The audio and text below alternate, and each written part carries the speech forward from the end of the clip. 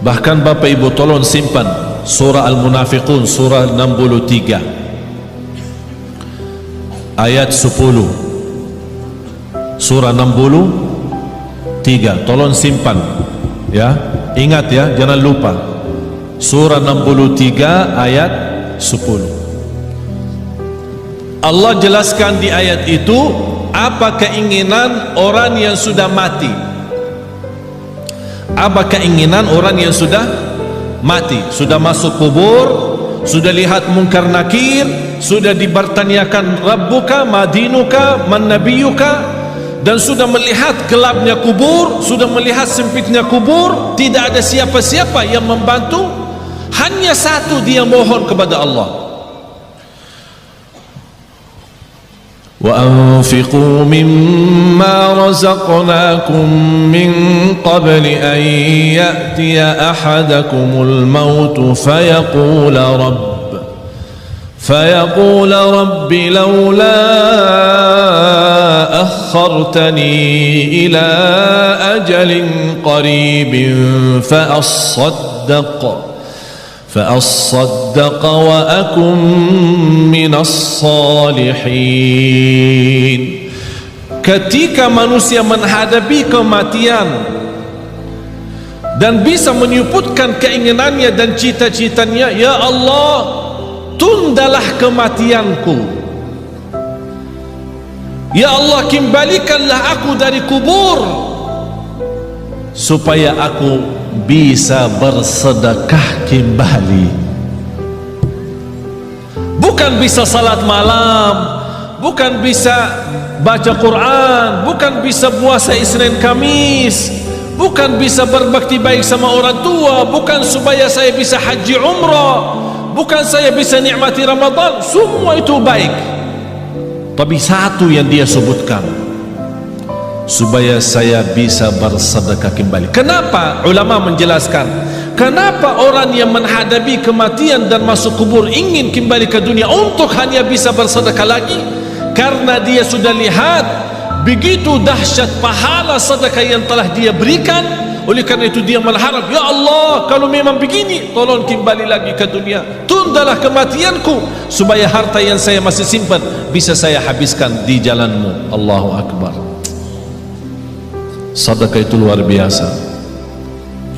Bahkan saking indahnya sedekah itu, Allah berikan satu pintu khusus namanya babus sedekah di surga. Jadi ada orang punya kelebihan apa?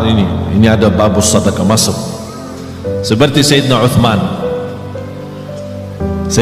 ibn Affan yang terkaya. Tahu enggak Bapak Ibu, ada satu cerita barangkali Bapak Ibu pertama kali mendengar. Sampai sekarang jarak kita antara kita sama Sayyidina Uthman 1400 tahun. Sampai sekarang ada satu rekening di bank di kota Madinah atas nama Uthman ibn Affan radhiyallahu anhu. Sampai sekarang.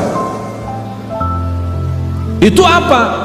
Beliau kan orangnya dermawan, suka bersedekah. Di antara sedekahnya dia menwakafkan sumur air yang dimiliki oleh orang Yahudi. Orang Yahudi ketika di zaman Rasul, orang Muslim mau minum, dia jual mahal. Jadi orang yang mampu bisa beli, orang yang tidak mampu tidak bisa. Kata Sayyidina Uthman begini, satu hari saya bayar untuk umat Islam. Jangan tolak orang, biar apapun, seberapapun dia ambil, biarkan saja. Dan satu hari untuk kamu. Jadi kontrak, satu hari buat saya, satu hari buat kamu. Tapi apa yang terjadi? Di hari giliran Sayyidina Uthman, orang Yahudi suka mensusahkan orang Islam untuk menambil air, beralasan air hari ini kurang, air hari ini tidak lancar, air hari sumurnya tidak begitu penuh. Banyak macam alasan membuat orang merasa kesusahan. Dapat berita oleh Sayyidina Uthman ibn Affan radhiyallahu an, langsung datang ke orang Yahudi, saya tawarkan, saya mau beli sumur itu. Orang Yahudi cintaannya harta. Dia berkata, kalau berani ya saya bayar, saya jual mahal. mahal banget. Tapi karena Sayyidina Uthman radhiyallahu anhu tidak pernah menghitung-hitungan kalau saat di jalan Allah, berapapun harta, berapapun biayanya, saya yang beli. Begitu sudah jadi membeli sumur air itu, kata Sayyidina Uthman, ya Rabbi, saksikan sumur ini wakaf lillahi ta'ala sampai hari kiamat.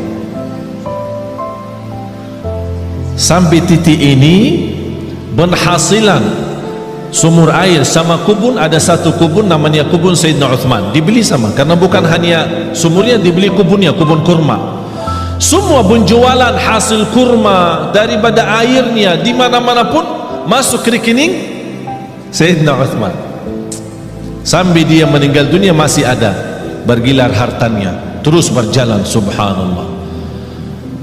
Bapak Ibu, sedekah itu luar biasa, terjamin husnul khatimah dengan sedekah. Wallahi tidak ada orang yang istiqamah dan cinta sedekah pasti dapat husnul khatimah. Selamat dari kecelakaan, selamat dari kematian buruk.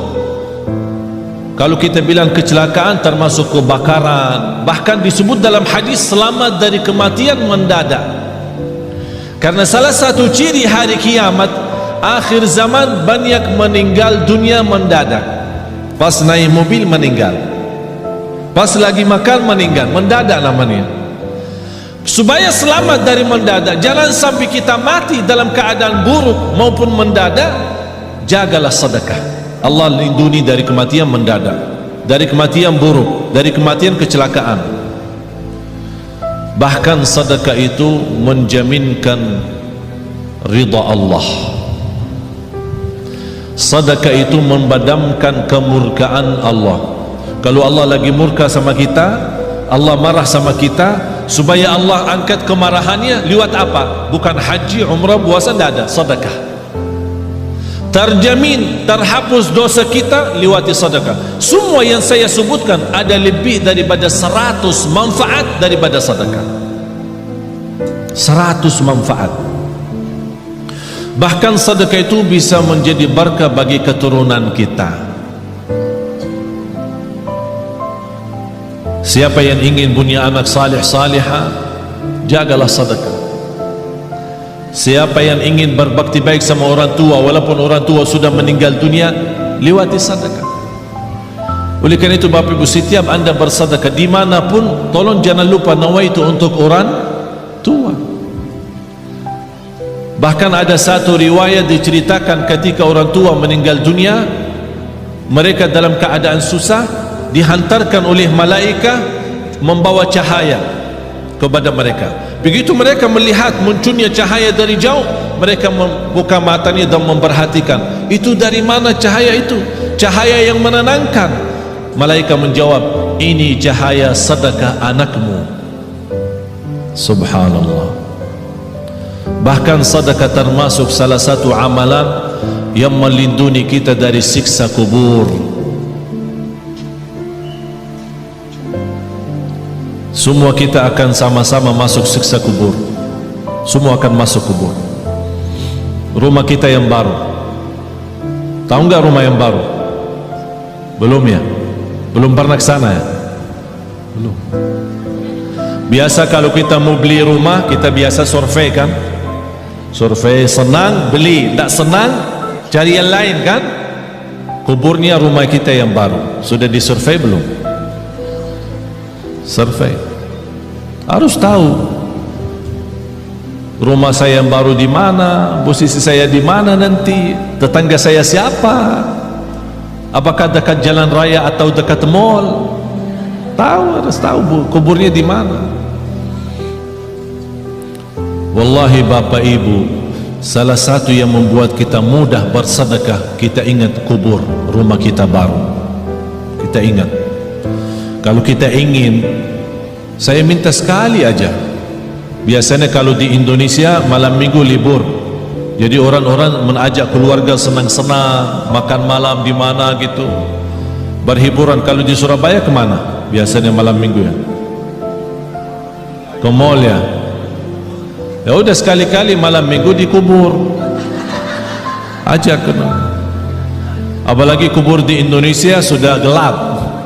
Gelap alami ya, bukan masuk ke dalam, di luar aja sudah gelap. Jadi enak, suasana enak. Duduk aja, tidak usah panjang lebar, duduk aja. Duduk.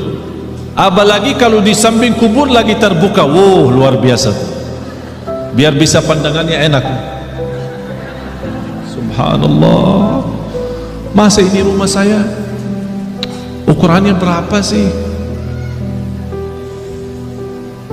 Ya boleh sekarang ketawa, boleh ketawa, tapi Allah saja yang maha tahu bagaimana keadaan kita nanti di dunia kubur. Oleh karena itu jamaah sekalian, wallahi hidup ini serius. Hidup ini sangat serius. Sudah habis waktunya bercanda, habis waktunya berketawa, habis waktunya untuk dunia saja. Dan banyak ciri-ciri, semakin banyak ciri hari kiamat, itu memberikan tanda hari kiamat semakin dekat. Bahkan yang lebih dekat adalah kematian. Tidak ada yang bisa jamin berapa sisa umur kita. Sekarang kalau saya bertanya, yakin hidup atau yakin mati? Bukan yakin hidup, yakin mati daripada yakin hidup. Kenapa? Karena tidak ada yang bisa jamin hidup sampai besok. Tapi bagi orang yang bersedekah, kapanpun dijemput kematian, dia siap. Dan saya minta bukan sedekah yang biasa-biasa, tapi sedekah yang luar biasa. Jangan kita sedekah biasa, tapi minta ya Allah berikan rezeki yang luar biasa. Harus kita juga adil. Harus kita adil. Allah akan berikan yang luar biasa kalau kita juga bersedekah yang luar biasa. Wallahi Bapak Ibu, yang namanya harta bukan yang kita simpan, tapi yang harta sesungguhnya adalah yang kita memberi. Itulah yang namanya harta kita. Tapi yang harta kita simpan, wallahi bukan harta kita. Karena besok meninggal dunia dinikmati oleh ahli waris. Bahkan bisa ahli waris salah guna, dan dosanya kita tanggung. Saya punya teman, keluarganya hampir 7 tahun bersaudara, pecah kakak adik, tidak bersalaman, tidak bersilaturahim, tidak, ini sebab harta. Teman saya di Mahkamah Agung menceritakan ada keluarga 20 tahun mundar-mandir ke mahkamah, urusan harta belum selesai, 20-an tahun. Harta menyakitkan, harta memecahkan. Apa guna harta kalau seperti itu? Na'udzubillah. Harta yang berguna, yang membuat kita senang, yang membuat kita bahagia, itulah yang namanya harta nikmat. Oleh karena itu kata Rasulullah, sebaik-baik harta di tangan hamba yang salih. Sebaik-baik harta di tangan hamba yang salih. Kenapa di tangan hamba yang salih? Karena hamba yang salih tidak pernah salah guna harta itu. Bahkan dia menjadikan harta jembatan menuju ridha Allah, menuju surga Allah. Jangan anda berkata, saya tidak bisa berikan apa-apa. Dan saya tidak minta Bapak Ibu sekarang sebelum anda pulang udah kosongkan rekening semua, blokir, habiskan, transfer semua isi rekeningnya kepada Yayasan Nurul Hayat. Saya tidak minta anda sekarang buka tasnya, habiskan semua yang ada isinya. Tapi lepas ini, aduh, gara-gara Syekh jadi begini. Karena kita belum memiliki iman seperti Abu Bakar As-Siddiq. Abu Bakar As-Siddiq datang Sayyidina Umar ketika Rasul mau hijrah. Sayyidina Umar datang membawa separuh harta. Sayyidina Umar waktu itu cukup kaya, separuh. Jadi kalau punya 2 rumah, ikhlas 1 rumah. Kalau punya 2 mobil, ikhlas 1. Kalau punya 2 istri, ikhlas 1. Subhanallah, luar biasa. Separuh harta dia ikhlaskan. Sampai Sayyidina Umar merasa dirinya sudah begitu luar biasa berbuatan kebaikan. Barangkali tidak ada yang terbayang, siapa yang mau kurbani separuh harta? Kalau kita tabungan akhirat, tabungan rekening kita 100 juta, berani nggak 50 juta? Ya berpikir dulu katanya, berpikir dulu. Kalau mau masuk surga, Bu, kalau mau masuk surga mau bertanya suami dulu ya, mau bertanya suami dulu ya. Banyak yang salah mengerti soal nafkah. Ada kewajiban nafkah dari bapa kepada istri. Ada namanya nafkah uang belanja, uang belanja rumah.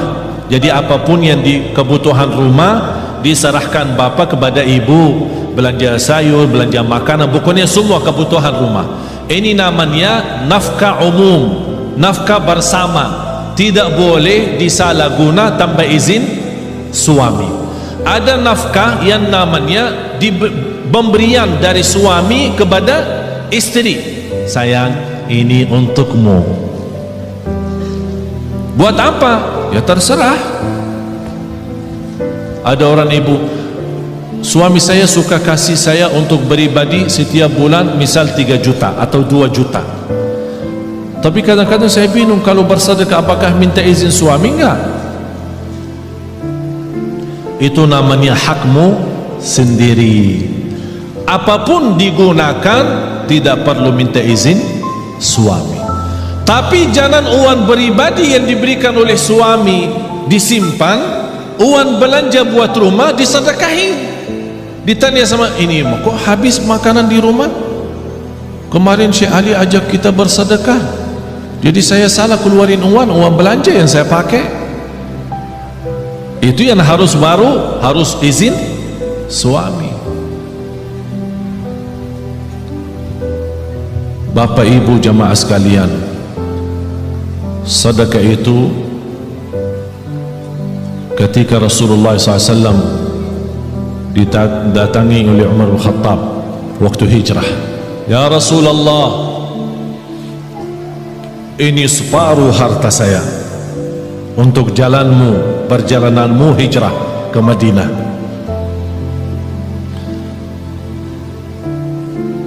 Rasulullah bertanya, apa yang kamu sisakan untuk keluargamu? Alhamdulillah masih tersisa separuh.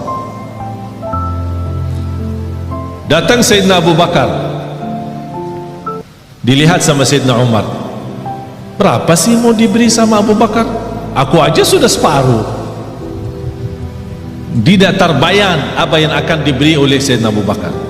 Ya Rasulullah, ini hartaku. Apaan ini? Ini hartaku semuanya. Apa yang kamu tinggalkan untuk keluargamu? Allah. Saya tinggalkan Allah. Sayyidina Umar berkata, saya tidak akan berani lagi lawan Sayyidina Abu Bakar.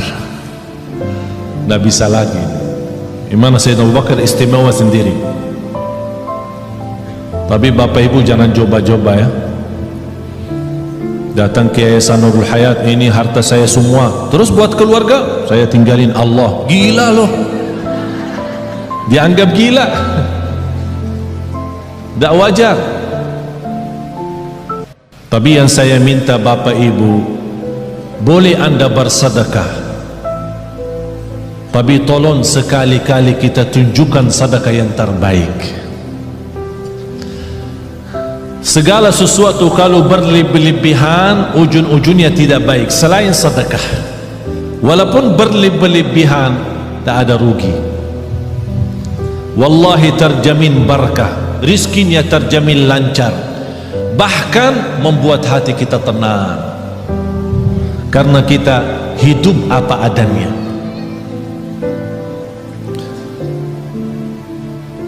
Ada satu amalan yang saya harap bapak ibu bisa amalkan. Dan sebenarnya saya selama di Indonesia, saya melihat gerakan zakat di Indonesia cukup luar biasa. Tapi kenapa semakin banyak zakat mal tapi semakin bertambah kemiskinan? Padahal kalau kita lihat susunan rukun Islam, mulai syahadat, salat, zakat, puasa dan haji, terletak zakat di situ sebagai salah satu rukun Islam karena ujungnya untuk meningkatkan ekonomi umat. Tapi karena kita salah gunakan zakat, salah membagi zakat, menjadi akhirnya yang menerima zakat tetap menjadi tukang minta. Seperti beberapa waktu lalu di bulan puasa terjadi di Surabaya, membagi zakat 5.000. Sampai di kampung itu gesa-gesa orang, ada yang terinjak, ada yang terluka karena katanya zakat beroran 5.000. Ada di satu daerah 20.000. Ini bukan namanya zakat, dan bukan begitu ajaran Islam untuk menjalankan zakat.